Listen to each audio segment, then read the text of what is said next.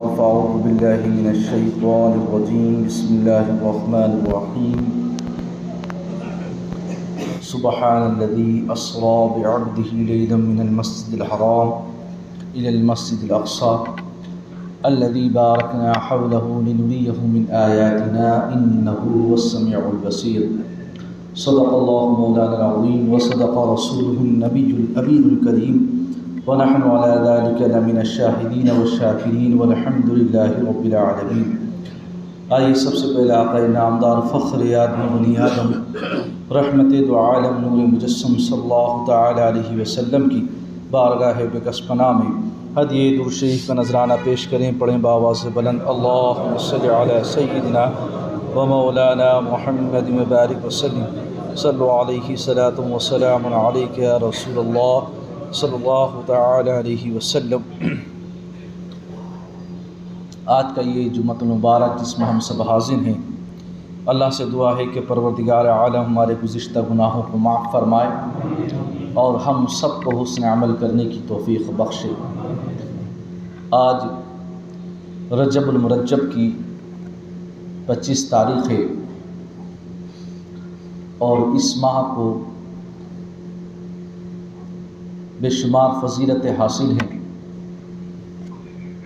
اور قرآن کریم میں جن 4 مہینوں کی حرمت کو بیان کیا گیا ہے ان میں سے ایک مہینہ رجب المرجب کا بھی ہے، اور اس مہینے کا احترام اور اس مہینے کا اکرام نبی کریم صلی اللہ تعالی علیہ وسلم کی بعثت سے قبل بھی لوگ کیا کرتے تھے، اور دوران رجب المرجب کوئی جنگ وغیرہ نہیں کرتے تھے۔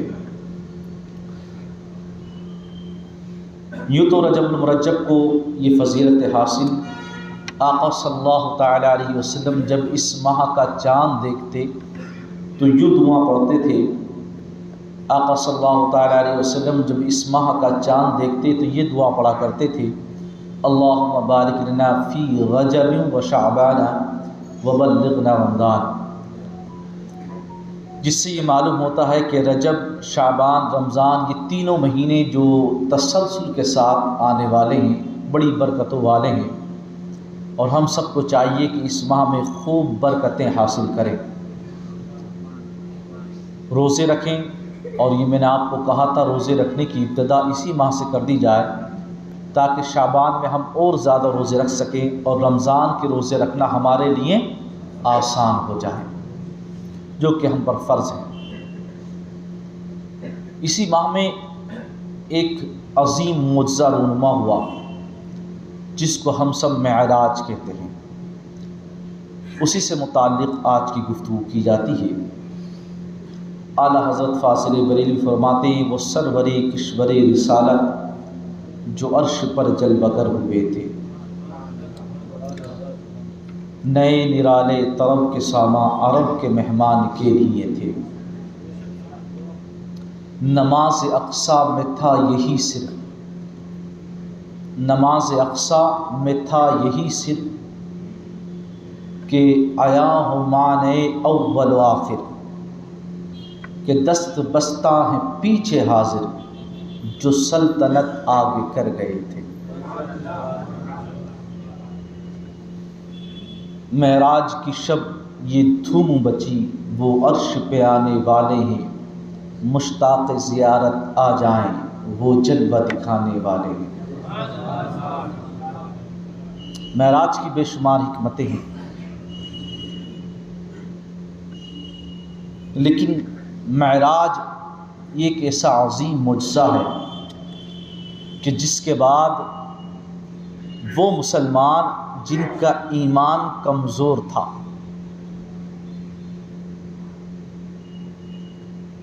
تو وہ پھر سے بدک گئے، کیونکہ وہ عقل کی کسوٹی پہ سے تول رہے تھے، اور جن کا ایمان مضبوط تھا انہوں نے صدیق اکبر رضی اللہ تعالی عنہ کی طرح قرآن کے اس فرمان پر بھی عمل کیا اور اس معجزے کے آگے اپنا سر تسلیم خم کر دیا۔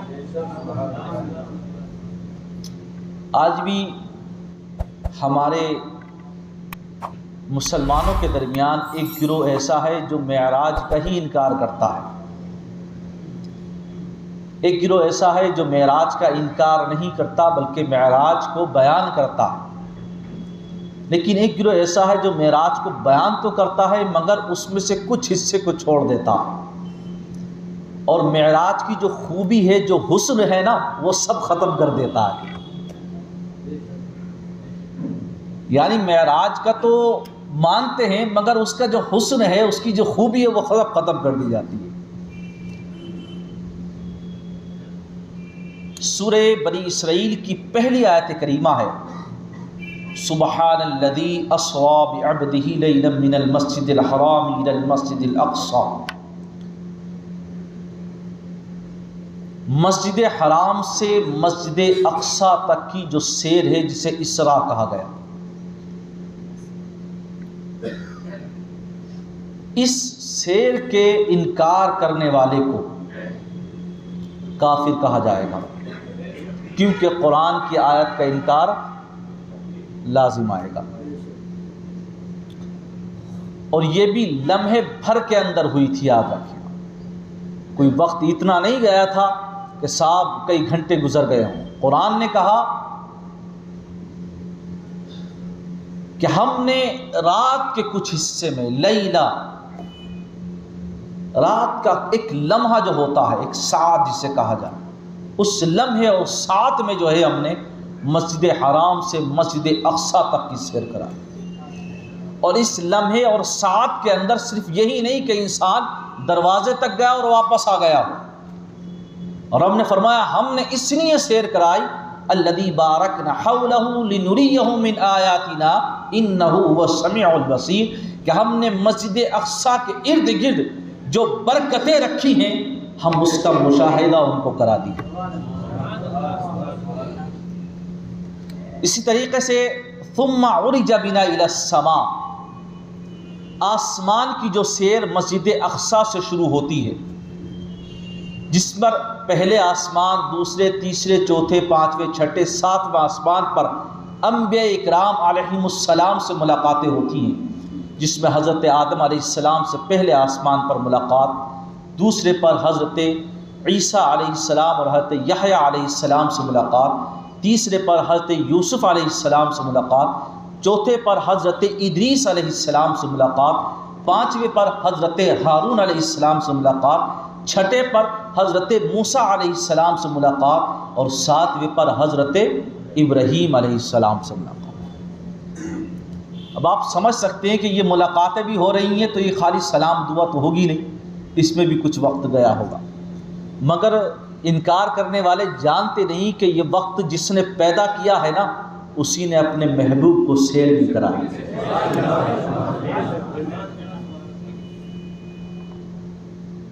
پھر اس کے بعد سدرۃ المنتہا، پھر عرش اعظم، پھر عرش اعظم سے آگے وہ تمام مراحل جو بیان کیے گئے، ان تمام مراحل پر، ان تمام منازل پر، اس تمام سفر پر احادیث صحیحہ معتمدہ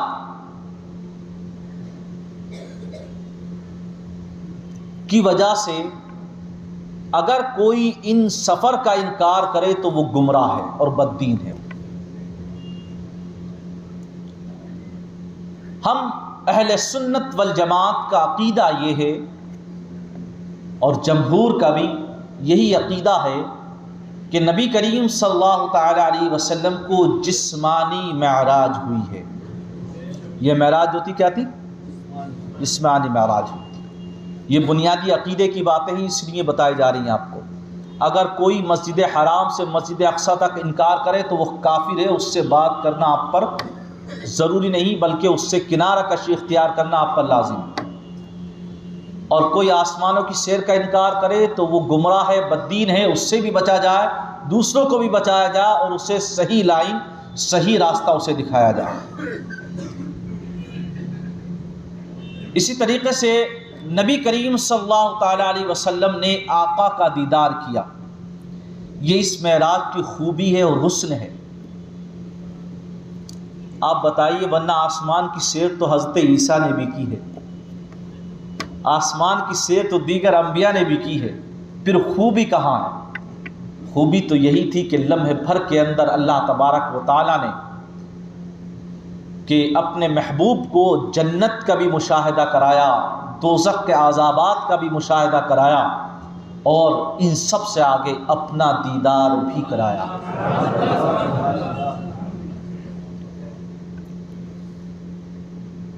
اس واقعے کو جب قرآن نے بیان کیا تو پہلا لفظ بڑا جامع ہے اور بڑا خوبصورت ہے، فرمایا سبحان۔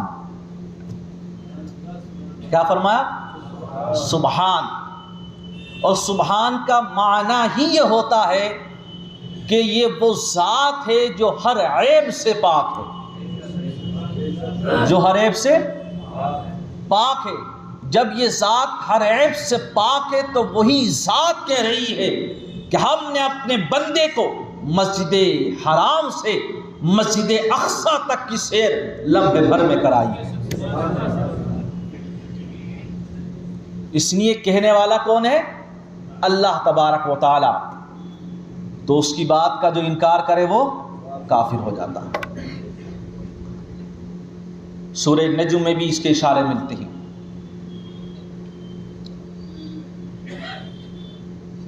سبحان الذی اسری بعبدہ لیلا من المسجد الحرام۔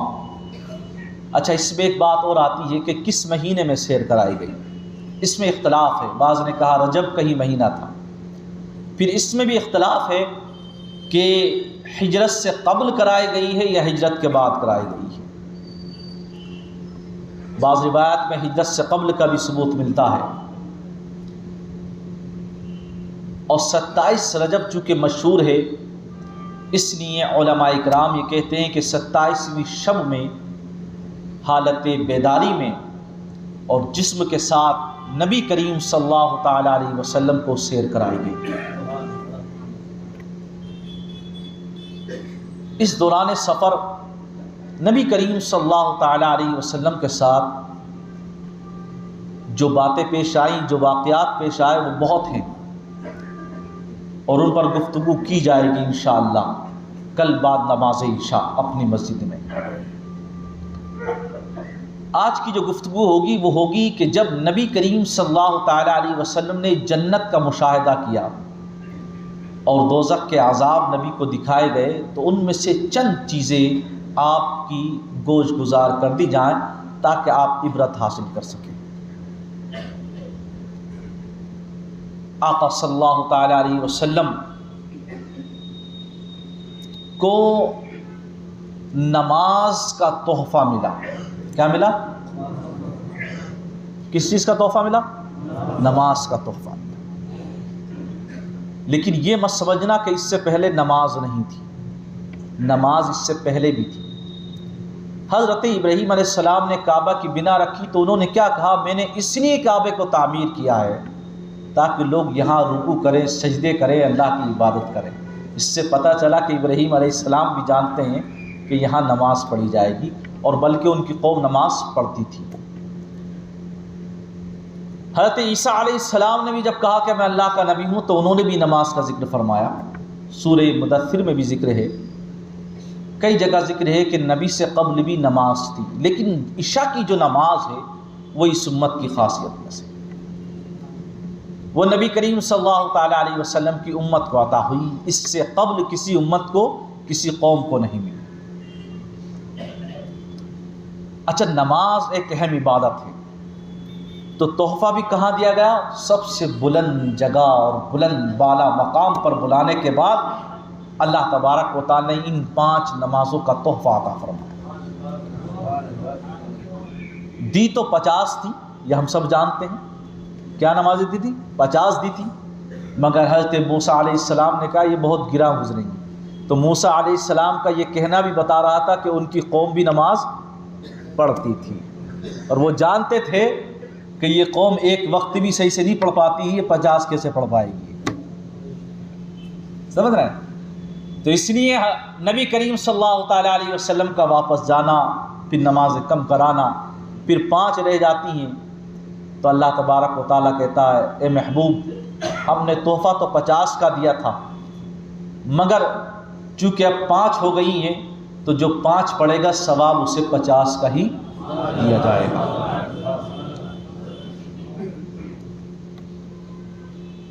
نماز کے بارے میں آقا صلی اللہ تعالیٰ علیہ وسلم خود ارشاد فرماتے، نماز میری آنکھوں کی ٹھنڈک ہے۔ آپ حضرت بلال سے کہتے اقیم الصلاۃ یا بلال، یا بلال اقیم الصلاۃ ارحنا بہا، اے بلال نماز قائم کر کے ہماری راحت کا سامان کرو، ہمیں راحت پہنچاؤ۔ اب آپ دیکھیے، نماز سکون ہے، نماز راحت ہے، نماز نمی کی آنکھوں کی ٹھنڈک ہے۔ آقا نے فرمایا مجھے معراج پر نمازوں کا تحفہ ملا، مگر میرے امتیوں کی لیے معراج کا ہے، الصلاۃ معراج المؤمنین، میری امت اگر نماز پڑھے گی تو نبی فرماتے مومنین کی معراج نماز ہے، نماز مومنین کی معراج ہے۔ آقا فرماتے ہیں کہ جبریل امین نے مجھ سے کہا کہ یا رسول اللہ، یہ جو جنت ہے، جنت نا جو نماز بجماعت نہیں پڑھتا ہے وہ اس جنت کی خوشبو سے بھی محروم رہے گا۔ نماز تو دور کی بات ہے، جو نماز بجماعت نہیں پڑھتا ہے وہ اس جنت کی خوشبو سے بھی محروم رہے۔ اب آپ بتانا، سچ سچ بتانا کہ کیا ہمارے اعمال اس لائق ہے کہ ہم جنت مل جائے؟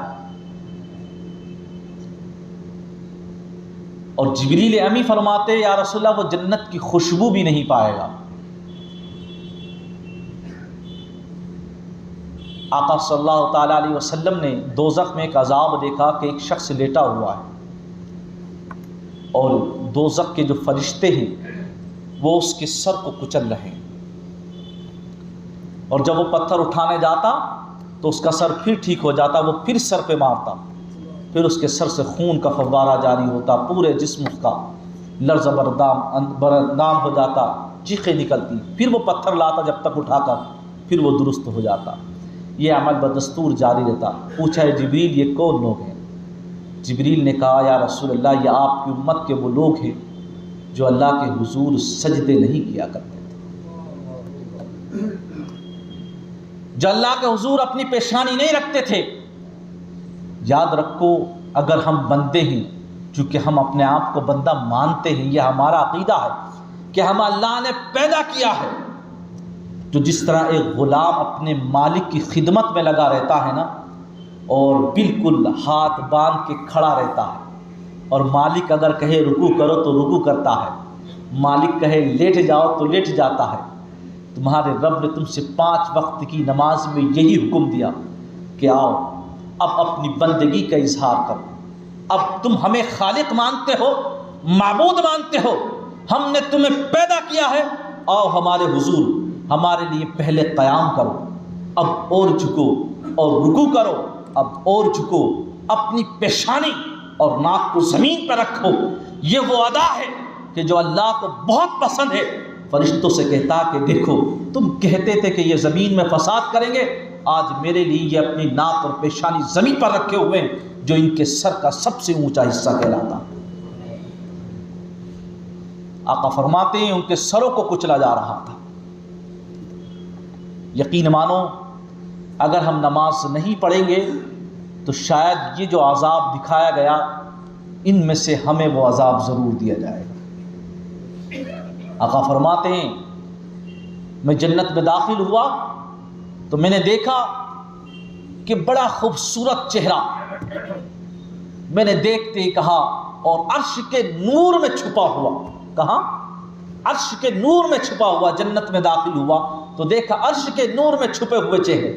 میں نے پوچھا ہے جبریل کیا یہ لوگ انبیاء ہیں؟ جبریل نے کہا نہیں۔ پھر پوچھا ہے جبریل کیا یہ لوگ اولیاء ہیں؟ کہا نہیں۔ کیا یہ فرشتے ہیں؟ کہا نہیں۔ کہا پھر کون ہے؟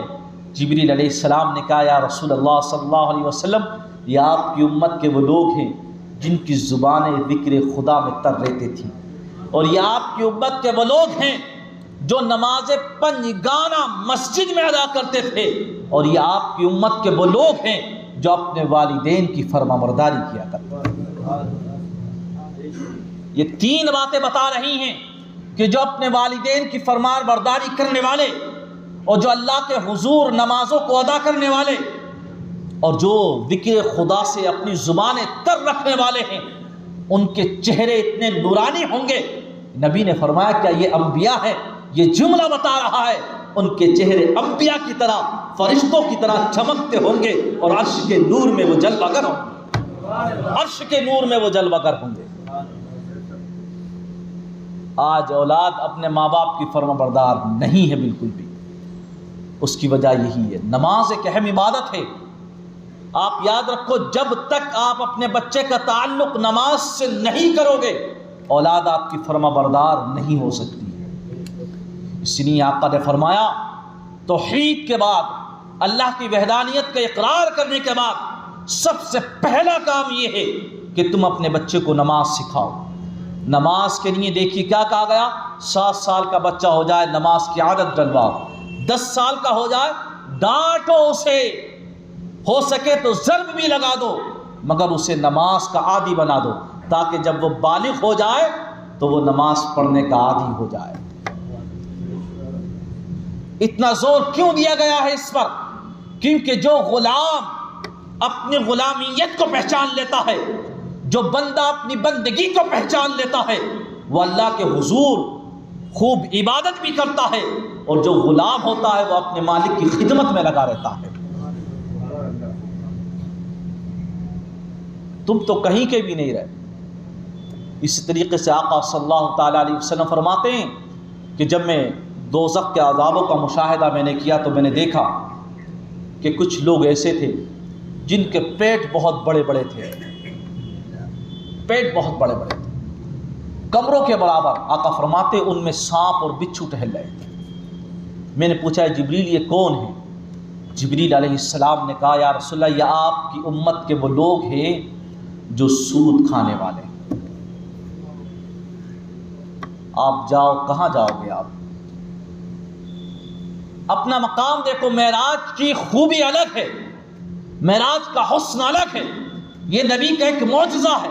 لیکن معراج میں یہ رونما ہونے والے واقعات ہم سب کے لیے عبرت ہیں, اور یہ میسج اور پیغام دیا جا رہا ہے کہ تم اگر چاہتے ہو کہ تمہیں بھی معراج ہو جائے تو تم نماز کے عادی بن جاؤ, اور تم چاہتے ہو کہ تمہیں جنت کی خوشبو پہلے سے ملنے لگے تو جماعت کے عادی بن جاؤ, اور چاہتے ہو کہ جنت میں بہترین مقام ملے, عرش کے نور میں جگہ مل جائے تو تم ماں باپ کے فرما بردار بھی ہو جاؤ اور نمازوں کے عادی بھی ہو جاؤ, اور اسی طرح تم ذکر خدا میں اپنی زبان تر رکھنے والے بن جاؤ. یہ واقعات ہمیں بتاتے ہیں. آج ہماری زبانوں پر گالی گلوچ ہے ایک دوسرے کے لیے ہم دیکھیں کس طریقے سے غیبت اور چغلی کرتے ہیں. آقا صلی اللہ تعالیٰ علیہ وسلم فرماتے ہیں, آخری بات کہہ کر اپنی بات ختم کرتا ہوں. آقا فرماتے ہیں میں نے دوزخ کے عذابوں میں سے ایک عذاب یہ بھی دیکھا کہ لوگ اپنی کینچیاں کاٹ رہے, اپنی زبانیں کینچیوں سے کاٹ رہے تھے. میں نے پوچھا جبریل یہ کون ہے؟ فرمایا یہ تو وہ ہیں جو کہتے کچھ تھے اور کرتے کچھ تھے. آپ کی امت کے وہ خطبہ, وہ مقررین ہیں, یہ وہ عالم دین ہیں یہ کہ کہتے تھے نماز 5 وقت ادا کرو, کہتے تھے کہ ماں باپ کا ادب کرو, احترام کرو, کہتے تھے لوگوں کے ساتھ حسن خلق سے پیش آؤ, لوگوں کے ساتھ بھلائی کرو, ایک دوسرے کو معاف کر دیا کرو. بزبانیں دہل اور اپنی تقریروں میں یہ جملے کہتے تھے وہ, لیکن عمل وہ خود اس پہ نہیں کرتے تھے. تو یہ سبق ہے اس میں اور عبرت ہے ان لوگوں کے لیے کہ جو نمازوں کو چھوڑنے والے ہیں اور ایک دوسرے کو اچھے اچھے پیغام دینے والے ہیں. اور یہ صرف پیغام زبان کا ہی نہیں ہے. آج دیکھیے ہر شخص جو ہے اسٹیٹس بڑے اچھے لگاتا ہے, ایسا لگتا ہے کہ بڑا نیک بندہ ہوگا یہ, لیکن جب کنڈلی نکالی جاتی ہے پتہ چلتا ہے وہی اپنے ماں باپ سے کٹا ہوا ہے, وہی لڑ بیٹھا ہے ماں باپ سے اپنے کہ مجھے الگ جائیداد دو, مجھے الگ گھر کرا کے دو. تم نے کون سا پال لیا؟ ایسا ہر ماں باپ اپنے بچوں کو پالتے ہیں, یہ جواب سننے ملتے ہیں. یاد رکھو نماز مومن کی معراج ہے, نماز دین کا ستون ہے یہ, اور نماز ہی راحت ہے, نماز ہی سکون ہے یہ. ہم سب کو اس پر قائم رہنا ہے، تبھی ہم آگے بڑھ پائیں گے۔